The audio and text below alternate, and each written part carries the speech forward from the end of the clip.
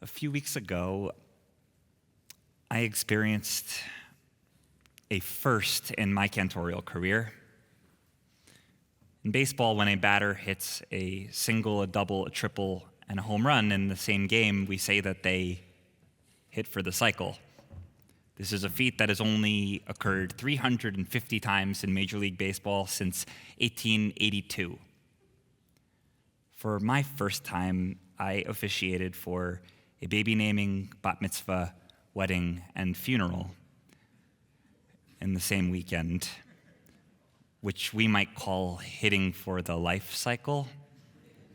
Of course, I recognize that for Rabbi Blake, this is a weekly occurrence, but it was a first for me.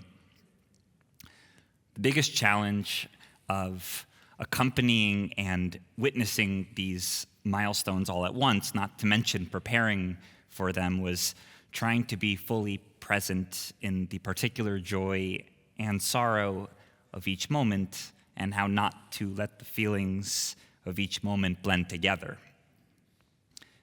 This week in our portion Chayei Sarah, the life of Sarah, our ancestors hit for the life cycle. Abraham and Isaac bury, eulogize, and mourn Sarah. Isaac and Rebekah fall in love and get married. Abraham remarries a second wife, Keturah, believed by the ancient rabbis really to be Hagar, the mother of his firstborn, and the couple welcomes 6 new children.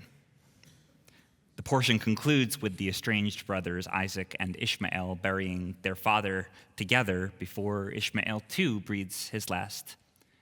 If there's a single portion where our larger-than-life ancestors feel immediately familiar and relatable, perhaps this is it. We watch them struggle as we do to make sense of the mess of life's joys, sorrows, and hopes. Perhaps this is one of the great gifts that Torah leaves us, tantamount to its guidance for how we might find a meaningful, righteous existence. Our tradition teaches us how to go on living with a broken heart.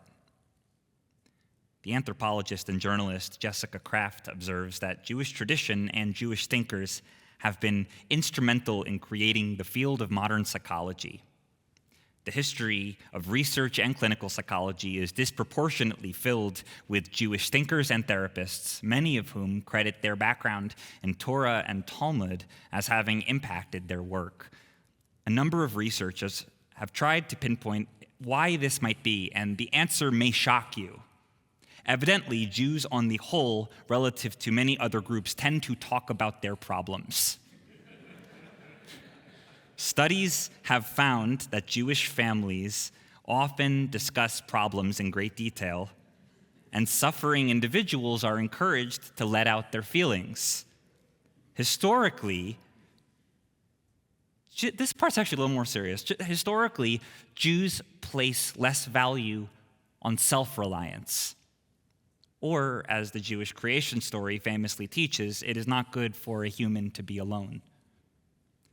Part of the genius of Torah is that it deals far more with its characters' actions than their inner worlds, leading generations of readers to, analyze their feelings and motivations. The ancient rabbis imagined that Sarah died of a broken heart when she learned of the binding of her son Isaac.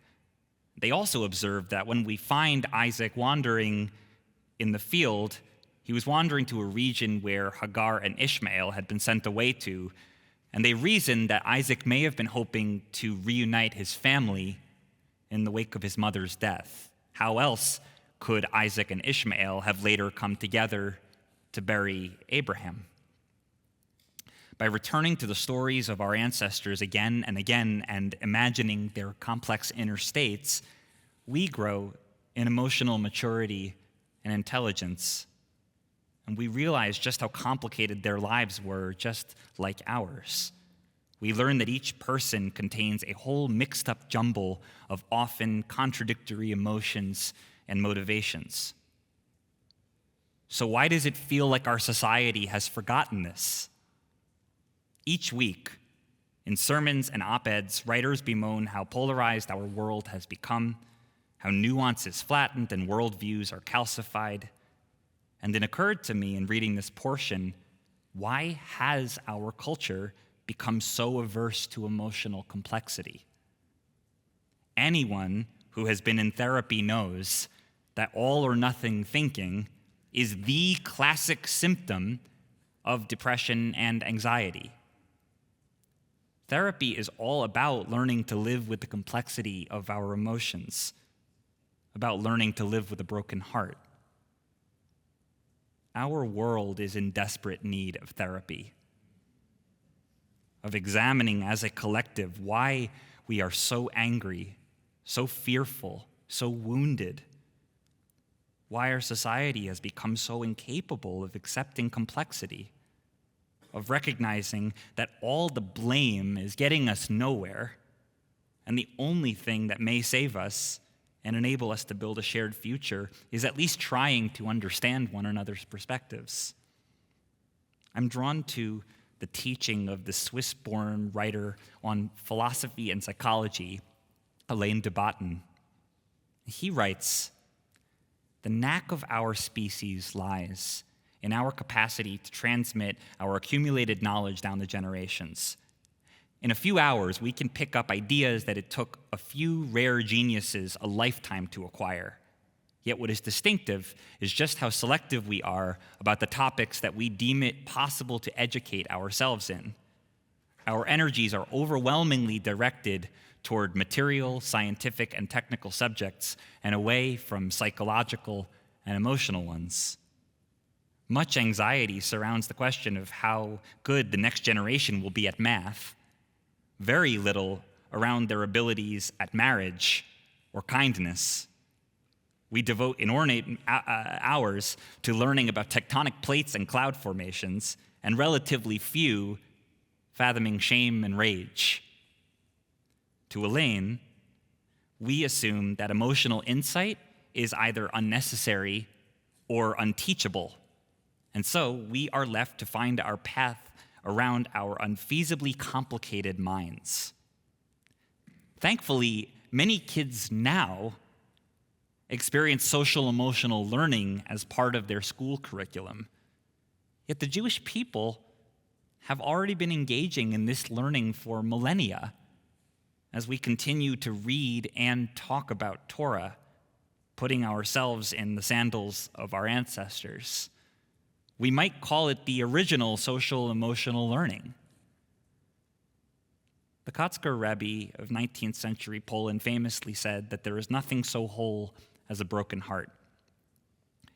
Torah guides us how to live with the brokenness, to make peace with and even bless the beautiful mess of our lives. Let us share this gift with a world that has forgotten how to cope healthily with the complexity of life. Let us teach the world how to resist the instinct to hide away our broken hearts behind walls of anger and fear, and do the braver thing, to let others in and face the pain together.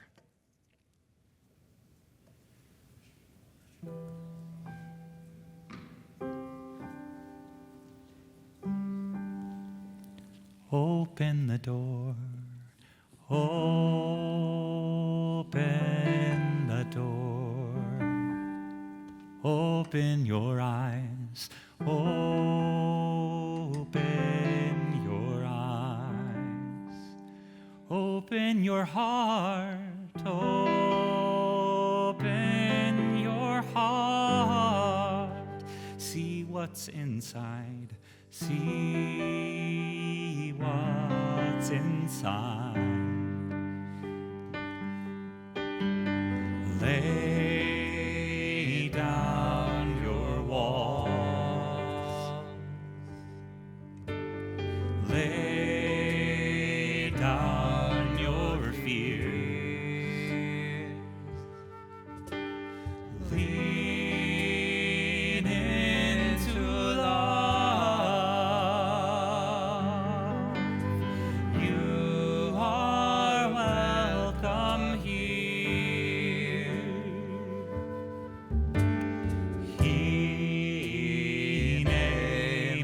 Tov.